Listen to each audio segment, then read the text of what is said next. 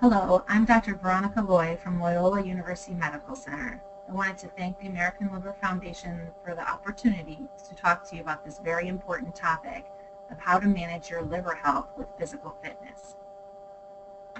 In this webinar, you will learn why physical fitness is so important for your liver health. You should understand what lifestyle changes can help your liver. And I will give you tips to increase activity and decrease your sedentary lifestyle.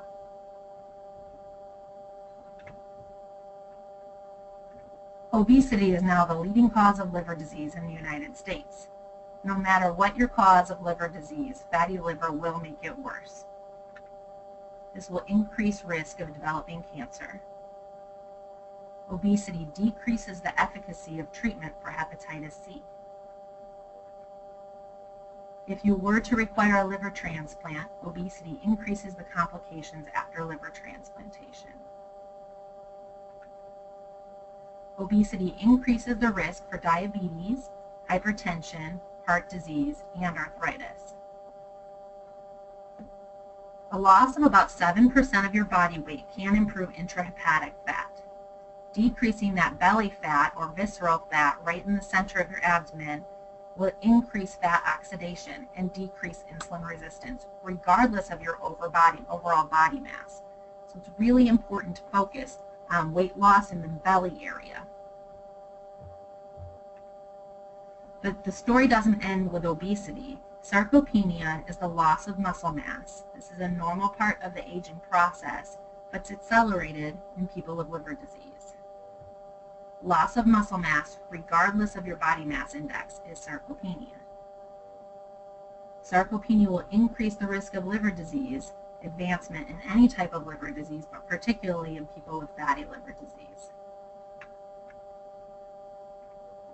So why is skeletal muscle so important? We know the risk of chronic liver disease increases with a sedentary lifestyle, but decreases with physical activity. Why is this? Well, muscle is actually an endocrine organ. Muscle secretes cytokines and peptides we call myokines. Activity decreases inflammatory myokines, but a sedentary lifestyle will increase pro-inflammatory cytokines such as leptin and IL-6, amongst others. Frailty is the loss of strength. People who have sarcopenia and the loss of muscle mass will become frail. There are many ways to assess frailty. Here I've shown you a 1 frailty score. This looks at weakness based on your grip strength, slowness, looking at how long it takes you to walk 15 feet, low levels of physical activity, exhaustion based on self-report of your endurance, and unintentional weight loss. What may resonate more for you is activities of daily living. Activities of daily living include bathing, dressing, grooming, mouth care, toileting, transferring, simple things like walking, climbing your stairs, or just eating. Instrumental daily living activities are a little more complex. Things like shopping, cooking, managing your own medications, knowing how to use your phone to look up numbers, doing your own housework, laundry, driving or using public transportation, and even managing your own finances. We know as people lose independence in these activities of daily living, their quality of life is significantly impacted. How does frailty fit into all of this? Well, as someone becomes more frail, they have a higher risk of reduction in independently performing their activities of daily living by 20% or more. It should be no surprise that frail people with liver disease have a higher rate of depression regardless of their degree of liver disease. When people are unable to independently care for themselves, they feel depressed. This may mean you have a very severe liver disease, but if you keep your physical strength, you'll feel physically better, as opposed to someone with maybe a mild liver disease that's already lost their skeletal muscle and physical strength. They will feel worse and have a worse quality of life. This is really the same point here, that Frail people with liver disease have a significantly lower quality of life, regardless of their MELD score or severity of their liver disease. Frail people are more likely to die if waiting for a liver transplant than a strong person. And if you were to go on to have a transplant, frail people have worse outcomes, longer hospital stays, more infections, overall worse outcomes the first few years after transplant, as opposed to people who stay physically fit. Finally, bone disease is quite common in people with chronic liver disease. The prevalence of osteoporosis is as high as 40%. This is even higher in certain types of liver disease.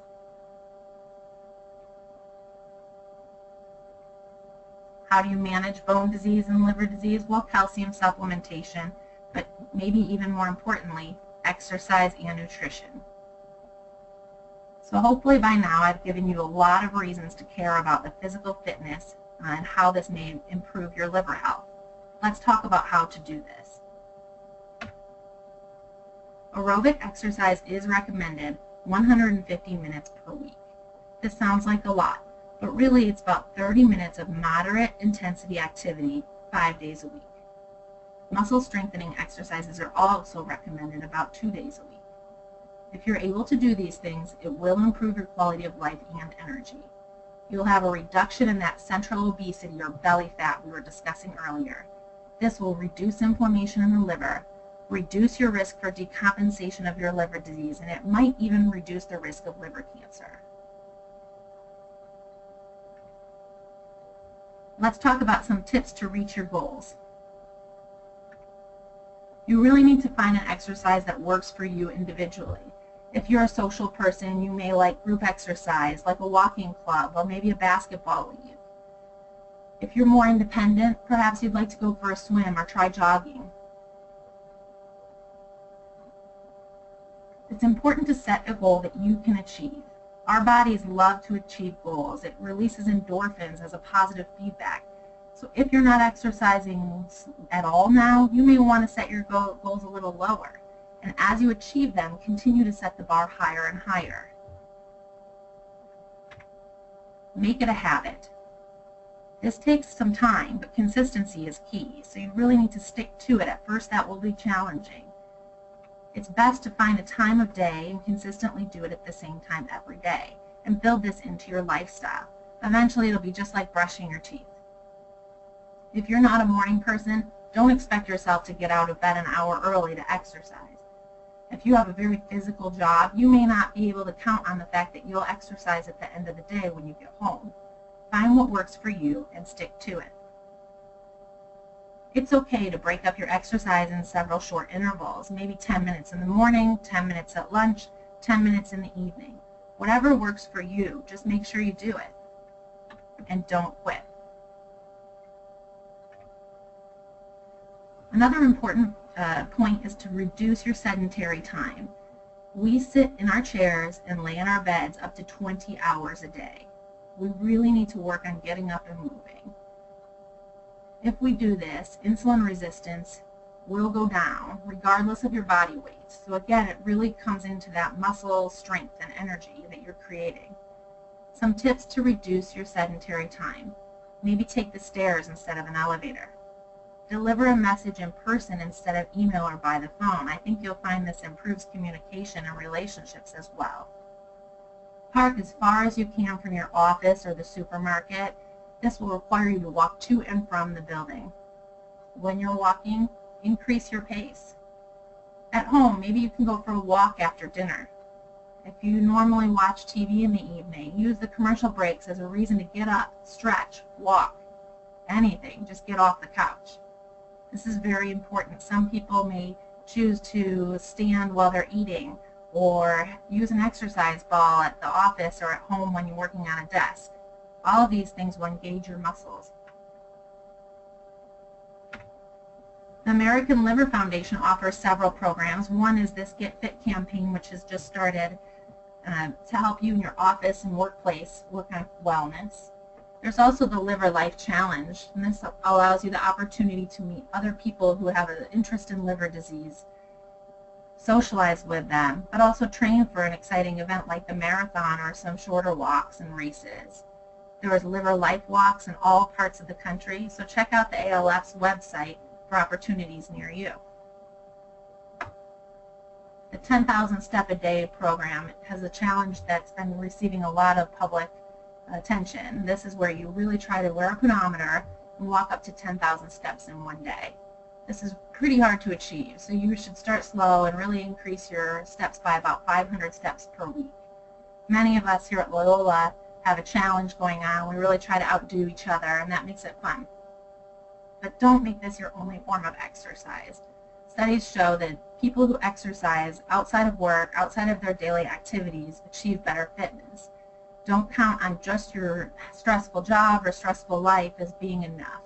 I have many patients tell me, I walk a lot at home doing housework, or my job is very physical, I need to load trucks at work.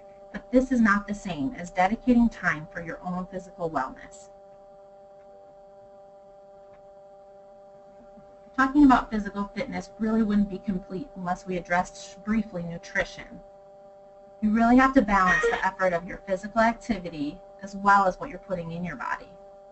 You want to minimize sugar and salt. Eat lean meats and fish.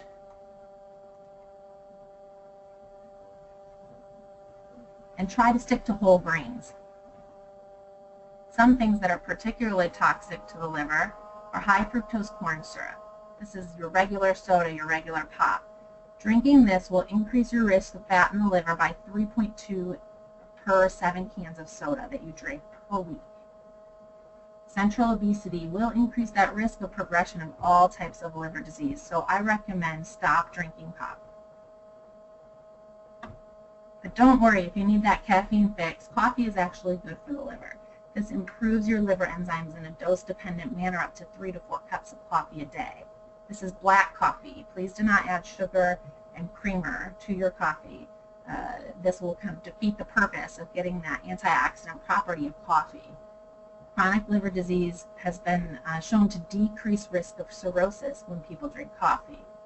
And people who already have cirrhosis have a lower mortality rate and a lower rate of developing liver cancer. We know people with hepatitis C have an improved response to treatment if they drink coffee. And coffee consumption was inversely related to the severity of that fatty liver disease, or NASH. So drink all the coffee you like. Alcohol is something we also need to consider when we're thinking about physical fitness and health to the liver. But how much is really too much alcohol? Well, that depends on who you are. What's your gender? Do you have coexisting liver disease? Genetic factors? How much is too much for someone without liver disease? Well, reportedly, men who drink more between 40 and 80 grams per day are at a threshold that they could be causing liver problems. And women, 20 to 40 grams per day, although the threshold may be lower than this. What does that really mean? Well, generally, I think of one drink being around 10 to 12 grams of alcohol. But that's really not fair because it depends on what you're drinking. I have many patients who think if they're not drinking hard alcohol or hard liquor, they're not drinking alcohol. But actually, it just depends on the content of alcohol in your beverage and the amount you're drinking. For example, this 24-ounce can of a lighter alcohol content beer has the same amount of alcohol as one higher content alcohol beer, both of which can be considered about 2 drinks. If you're thinking about wine, one standard drink of wine should be 4 to 6 ounces. Most people pour themselves about double that in one wine glass. You really have to think about what you're putting in your body when you think, how much alcohol are you drinking? If you have a problem with your liver, any amount of alcohol is too much. Alcohol will increase the risk of fibrosis progression and development of cirrhosis significantly, even if your liver disease is not caused by alcohol. I recommend if you have a problem with your liver, you should not drink alcohol at all. In summary, I hope you've learned that muscle strength and fitness will reduce your risk of worsening liver disease regardless of your body mass. You should be exercising 30 minutes a day, 5 days a week with a moderate intensity. Find an exercise that works for you and stick to it.